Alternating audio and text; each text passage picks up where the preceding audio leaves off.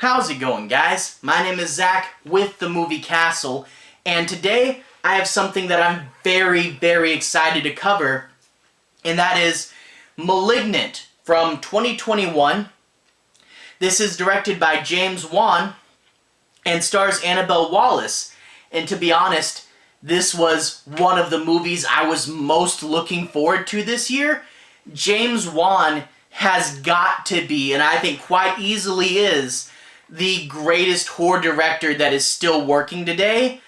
He's made some crazy good stuff. Saw, Insidious, The Conjuring, all three of those grade A gold star classics and spawned franchises. So I was really looking forward to what he does next.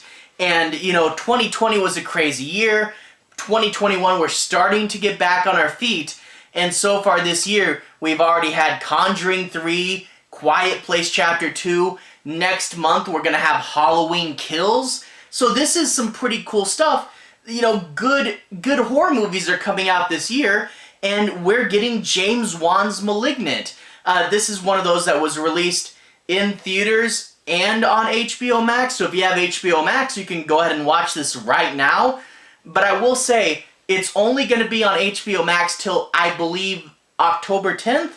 So if you're saving this for Halloween, don't wait too long, okay? October 10th, I believe, is the deadline on that. But anyway, I definitely say go see it. I really did like this movie, but I should probably throw in a caveat to that. If you're like me, if you're a horror geek, you'll probably really like this movie. Now, there are going to be some people who expected a more subtle horror movie. James Wan, he made The Conjuring, and The Conjuring was a critical success. He actually got the critics to like a horror movie, which is pretty hard to do. But it was a critical success, and it would have been really easy for James Wan to fall into the trap of chasing the critics and making the movies that the critics wanted to see. He could have quite easily tried to make more mature horror movies, tried to just get the critics to keep liking him, and they would have got stale and boring really quick. But with this movie, it's almost like him announcing that he is not going to do that. You see, James Wan had great financial success with Aquaman and Fast and Furious 7, and at this point, he can just do whatever he wants. And that's what he's saying when he made this movie. He's going to make the weird, crazy, and insane movie that James Wan wants to make.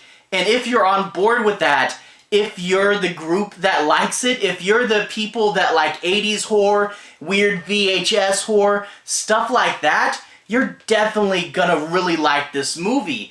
There's a lot of cool stuff there. But if you're expecting the subtle, more mature horror that, like say The Conjuring was, you might leave this movie going, what the heck was that?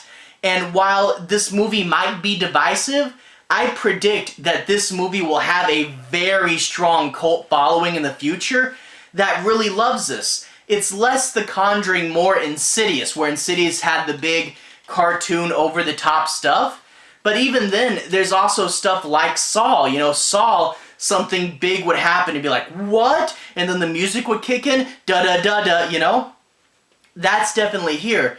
Something crazy, big, and epic will happen, and the music will kick in. It honestly feels a little bit like those old Italian movies, the ones with the goblin soundtracks. When cool stuff was happening, cool music kicks in, and this is not afraid to go big and over the top.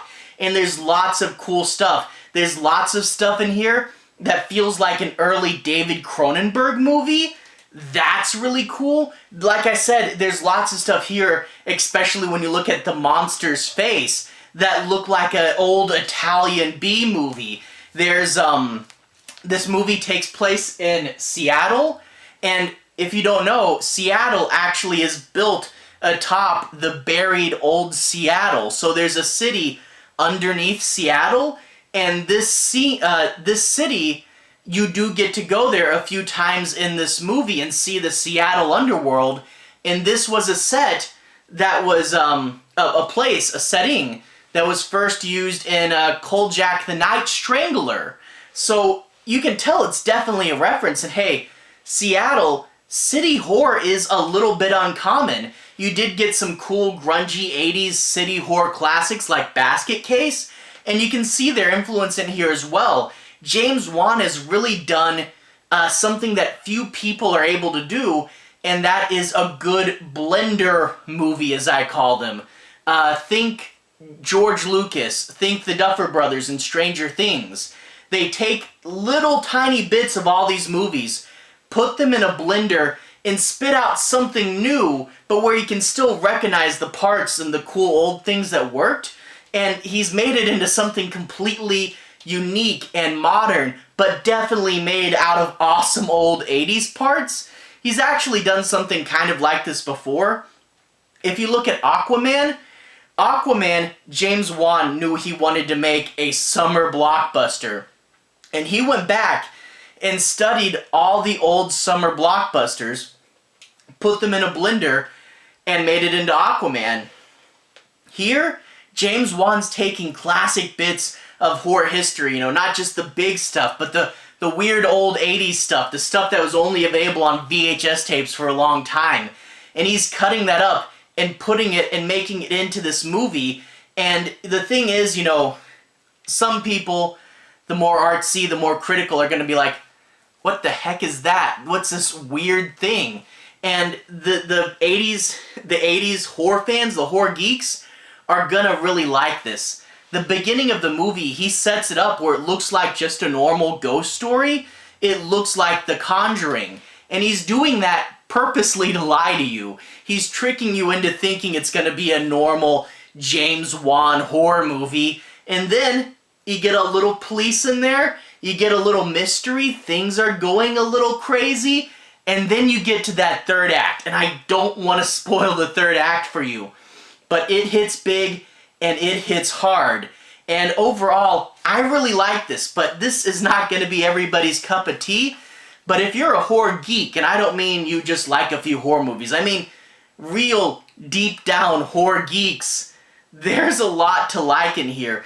And James Wan made the movie he wanted to make, and even if it doesn't appeal to everybody, to the crowd of weirdos that like horror movies way too much, you're gonna really love this movie, and I definitely recommend it. With all that being said, let's go ahead and talk a little bit about the plot. I'm not going to be doing any major spoilers, but I do want to say my piece on a few plot points, and make sure you guys have a basic understanding as to what the movie's about.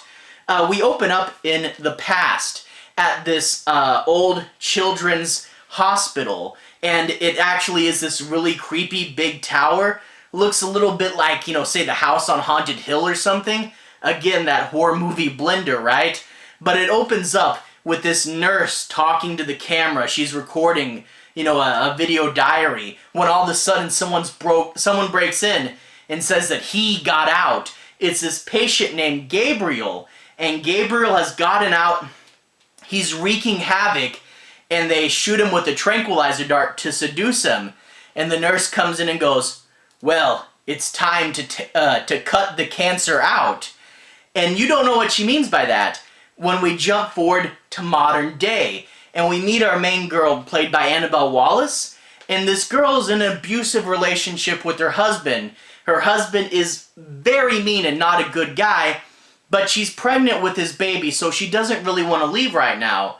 But the thing is, they get into a fight, and he shoves her into a wall, bashing the back of her head into the wall. And this, of course, makes him go sleep on the couch tonight. Well, during the night, a mysterious figure, Gabriel, from the prologue, sneaks into the house, kills the husband, and when the wife finds out about this, Gabriel goes after her, knocks her on the floor. She wakes up in the hospital to her sister, and her sister tells her, your husband's dead and you've lost the baby. So now her sister is still staying around, but she has to go back to that house. The house where she used to have a husband and was expecting a kid, and now she's there all alone and she feels haunted. Then all of a sudden, she sees someone in her house who's not supposed to be there, and the person in their house is acting independently, like they don't even see her. And all of a sudden you get this 360 camera shot and the world around her morphs. It was her house, and it morphs to where that person is. And you see she's got a psychic link with the person who just broke into her house. And she's forced to stand there and watch as Gabriel kills more and more people. Now, the police don't quite know what to make of this. They end up finding out about it, but they don't really think she's doing it. So how does she know about these crimes? They're not going to believe in anything supernatural. So the police are there trying to investigate, and she's witnessing all these murders in a vision.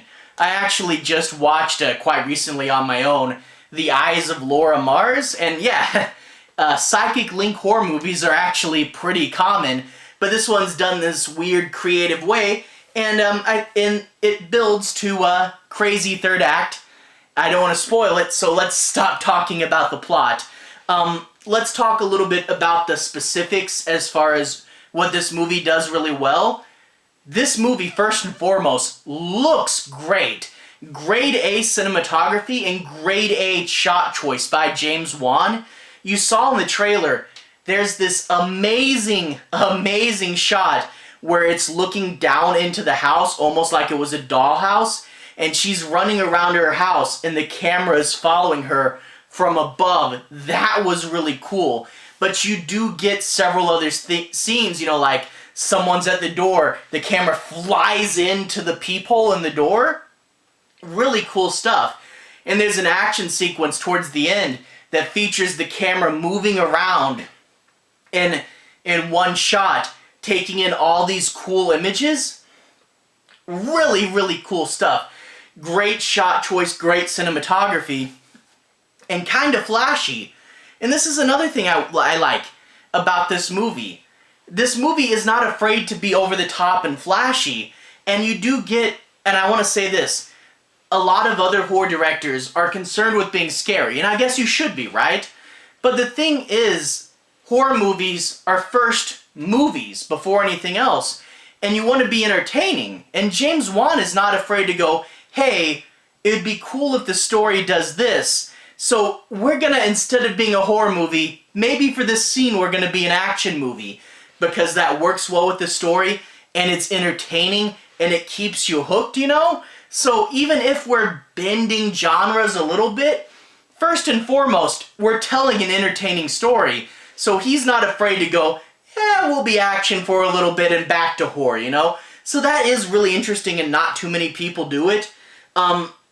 Also, the killer, Gabriel, in this movie, really cool. Big, lanky guy with a little hood on, but he killed someone right off the bat that had this award, and the award had a triangle with these two little wings, and he takes the award and fashions it into this golden blade. So he's got a really weird knife that looks really cool. Black coat, weird gold knife, and a messed up, looks like an Italian movie gore face. Really creepy stuff. Plus he moves all weird, like you can almost hear his bones popping when he moves. He moves really weird and creepy, and they got an actual contortionist to do a lot of this stuff, and the fact that most of it's practical, it makes it look so much better, and it's so cool and weird. The weird way this creature moves around. Gabriel, a really cool villain. Like I said, this is a cool, weird movie. It does have some flaws. One thing, James Wan is really good at doing family heartwarming movies, so it's a little weird to see a lady who's primarily by herself.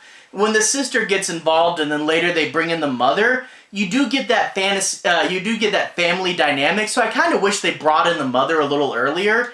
And then this movie, it does change kind of genres a little bit, so at first you're a ghost, and then you're a police mystery with a psychic link, and then you're an 80s movie right at the end. It does all these really well, and James Wan's doing it on purpose, so you don't know where it's going. And maybe a few elements from the plot, maybe a few of them you'll be able to pick up early on, but probably not all of them, and there is a twist.